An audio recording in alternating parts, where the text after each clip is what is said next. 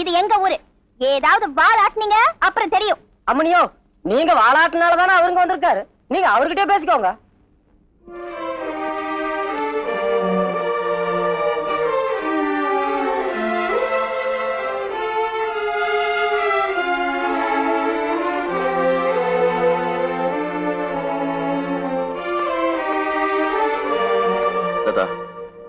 வழிய விடு. நான் உன்கிட்ட கொஞ்சம் பேசணும். நீ என்கிட்ட ஒண்ணு பேச வேண்டியதில்லை, அதுக்கு அவசியமும் இல்ல. அவசியம் இருக்கிறதுனால தான் நான் உன்னை தேடி வந்திருக்கேன். நான் சொல்றது கேளு. உங்க அண்ணன், நீ, உங்க அப்பா எல்லாரும் நினைக்கிற மாதிரியே என் ஃப்ரெண்டுக்கு வேலை கொடுக்கலங்கிறதுக்காக தான் நான் அந்த கல்யாணத்தை நடத்தி வச்சேன்னு இருந்துட்டு போட்டோம். அதுக்காக நான் உங்ககிட்ட மன்னிப்பு கேட்க கூட தயாரா இருக்கேன். ஆனா நீ எனக்கு கொடுத்த தண்டனை ரொம்ப கொடுமையானது. சொல்ல போனா தூக்கு தண்டனை கைதிக்கு முகத்துல போடுற கருப்பு துணி மாதிரி நீ காதல பயன்படுத்திக்கிட்ட. வெளிச்சந்தா உலகம்னு நம்பி விளக்குல விழுந்து சாகிற வெட்டில் பூச்சி மாதிரி நீ என் மனசுல ஏற்படுத்தின காதல உண்மையை நம்பி நான் தினம் தினம் செத்துக்கிட்டு இருக்கேன். இப்படி என்ன சாகடிக்கிறத விட ஒரே அடியா விஷம் கொடுத்துருக்கலாம். என்ன மரணாவஸ்தைங்கிறது ஒரு நிமிஷத்துல முடிஞ்சு போயிடும். எது எப்படியோ உன் மேல என் மனசுல ஏற்பட்ட காதல் உண்மையானது. அந்த புனிதமான உறவை பொய்யாக்கிடாத ப்ளீஸ்.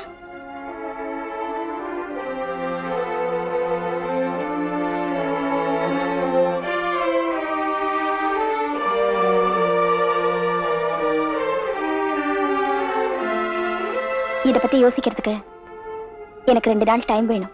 ஓஎஸ், தாராளமா எடுத்துக்க. நாளை மறுநாள் உன் பதிலுக்காக இதே இடத்துல காத்துட்டு இருப்பேன்.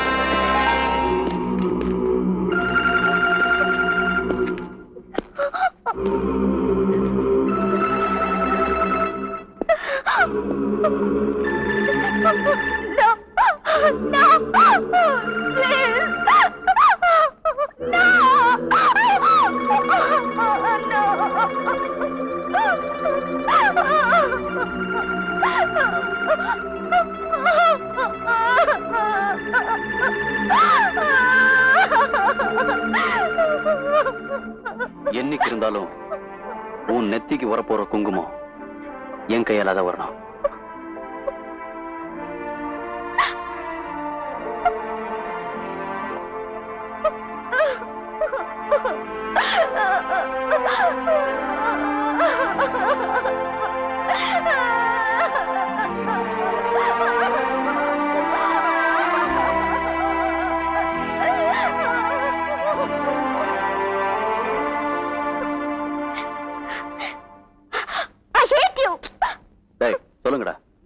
ஜென்மம் மட்டுமல்ல 7 ஜென்மத்திற்கும் நீதான் இவன் மனைவி, இவன் தான் உன் கணவன்.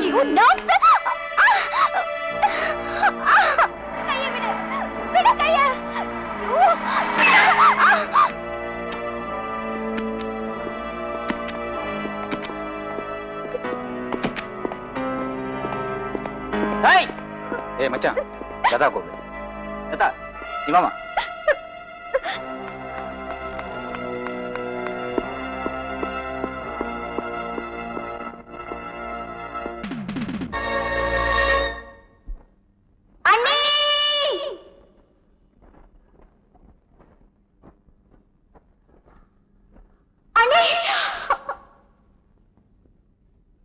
நான் உங்க அண்ணனுக்கு சம்பந்தமே இல்லாதவ இல்ல. நான் டான்ஸ் டீச்சரா வேலை பார்த்துட்டு இருந்தப்போ அந்த ஸ்கூலுக்கு அவர் எனக்காக அடிக்கடி வர ஆரம்பிச்சாரு. அப்ப ஏற்பட்ட பழக்கம் அவரையே என் புருஷனா நினைச்சு நெருங்கி பழகி நான் கர்ப்பமாற அளவுக்கு வந்துருச்சு. அவர் அந்த கருவை கலைக்க சொன்னாரு. அதுக்கு நான் சம்மதிக்கல. என்ன உடனே கல்யாணம் பண்ணிக்க சொன்னேன். நீ என்ன சந்திக்கிறதோ நான் உன்னை சந்திக்கிறதோ இதான் கடைசி நாள். Good bye. அவர் அப்படி சொல்லிட்டதுனால நான் தற்கொலை பண்ணிக்க முயற்சி பண்ணேன். அதுக்கப்புறம் தான் உங்க அண்ணனை மிரட்டி கூட்டிட்டு வந்து ராமுவும் அவங்க ஃப்ரெண்ட்ஸும் இங்க கல்யாணத்தை நடத்தி வச்சாங்க. அந்த குழந்தை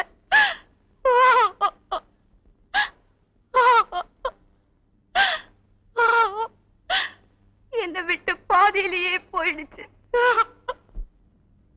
ஒரு மனைவிக்கு கிடைக்க வேண்டிய அன்பு, ஒரு மருமகளுக்கு கிடைக்க வேண்டிய மரியாதை, இது ரெண்டையுமே எழுந்துட்டு எப்படி நீங்க வாழ்ந்துட்டு இருக்கீங்கன்னு என்னால புரிஞ்சுக்கவே முடியல. வெறும் தாலி மட்டுமே வாழ்க்கைக்கு போதும்னு நினைச்சிட்டீங்களா? வாழ்க்கைய விட அன்னைக்கு என் வயித்துல இருந்த குழந்தைக்கு அப்பா முக்கியம்னு நினைச்சேன். இப்போ அந்த குழந்தை இல்லைங்கிறதுனாலதான் என்கிட்ட உண்மையை சொல்லிட்டீங்களா? இல்ல, நீ ஒரு நல்லவரை பழி வாங்கிட்ட. அது உனக்கு புரிய வைக்கணுங்கிறதுக்காகத்தான் சொன்னேன். இது நீங்க முதல்லயே சொல்லிருக்கலாமே. ராமு கிட்ட செஞ்ச சத்தியத்தை மீற முடியாமத்தா தயங்கினேன்.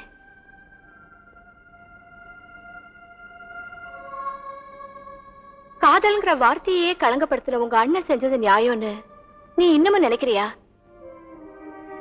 மனசுல நினைச்சவளத்தான் மனைவியா அடையணும்னு போராடிட்டு இருக்க ராமு எவ்வளவு உயர்வானவர்னு உனக்கு புரியலையா? தப்பு செய்யறது இயற்கை.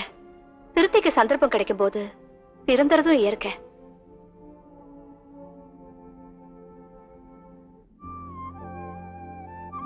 எனக்கு நல்லது செஞ்சவருங்கிறதுக்காக சொல்லல, நியாயத்தை தான் சொல்றேன்.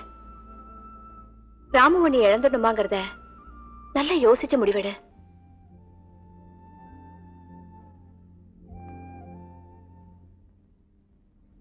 என்னையா தேடுற? ஐயா, தபால் ஆபீஸ் வரைக்கும் போயிட்டு வந்துடுறேங்க. போய் சொல்லாத. போஸ்ட் ஆபீஸ் போறேன்னு சொல்லிட்டு அந்த ராவு பையில பார்க்க போறியா?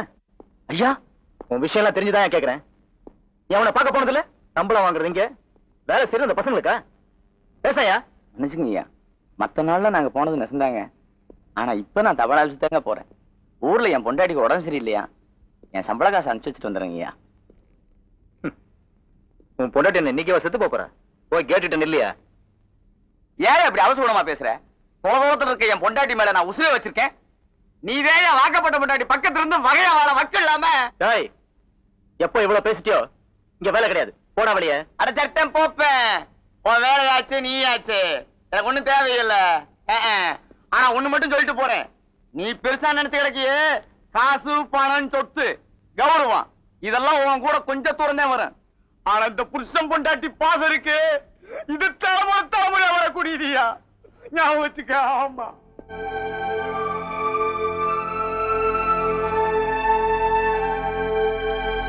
சொல்லுங்கடா. இந்த ஜென்மம் மட்டுமல்ல 7 ஜென்மத்திற்கும் நீதான் இவன் மனைவி, இவன் தான் உன் கணவன்.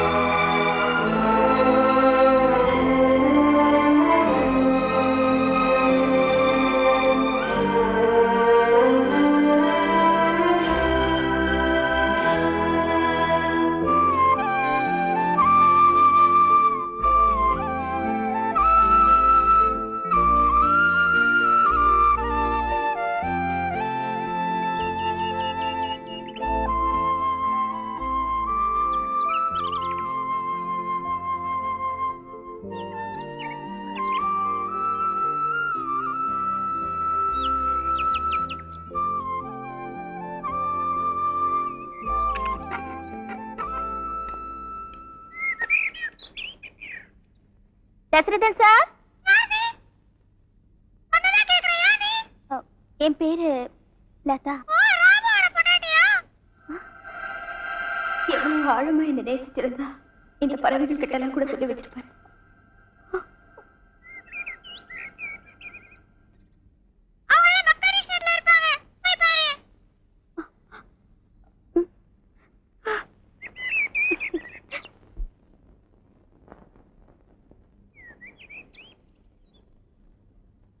என்னம்மா, என்ன விஷயம்? ராமு இங்க இருக்காரா? அவங்க இங்க இல்ல, பஸ் ஸ்டாண்டுக்கு போயிருக்காங்க. அப்படியா? சரி, தேங்க்ஸ்.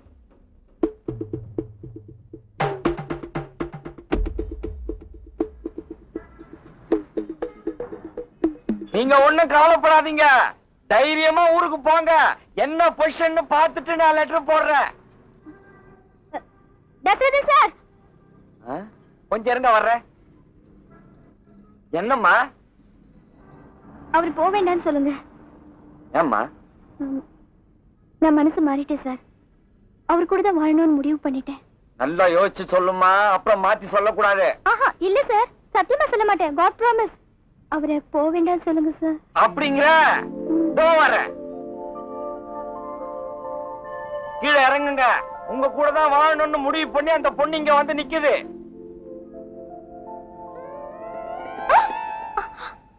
நீ சொன்னபடியே கூட்டிட்டு வந்துட்டேன். ஐயோ சார், நான் சொன்னது இவரே இல்ல சார். பாத்தியாமா, இதுக்குத்தான் முதல்லயே சொன்ன, நல்லா யோசிச்சு சொல்லுன்னு. ஊருக்கு போயிட்டு இருந்தவர் இவர்தான், என் மாமனாரு. ஐயோ, நான் சொன்னது ராமுவ சார். அது எனக்கு முதல்லயே தெரியும். இந்த மாதிரி மனசுங்களுடைய லேப்டாப்ப, அதான் இதய துடிப்ப அதிகமாக்கணும்னு தான் அப்படி சொன்னேன். ராமு பார்க்ல இருக்கிறப்போ. அப்படியா? Thank you sir. எப்படி மாமா? அட போங்க மாப்பிள, மனசுல ஆசையை தூண்டி விட்டுட்டு கெடுத்துட்டீங்களே. கடைசி காலத்துல இந்த பொண்ணை நான் கல்யாணம் பண்ணிக்கிட்டு சந்தோஷமா இருக்கலாம்னு நினைச்சேன். ஏன் அப்படி பாக்குறீங்க? இல்ல, பஸ்ஸுக்குள்ள உங்களை ஏத்தலாம்னு நினைச்சேன். இப்ப பஸ் உங்க மேல ஏத்தலாம்னு நினைக்கிறேன்.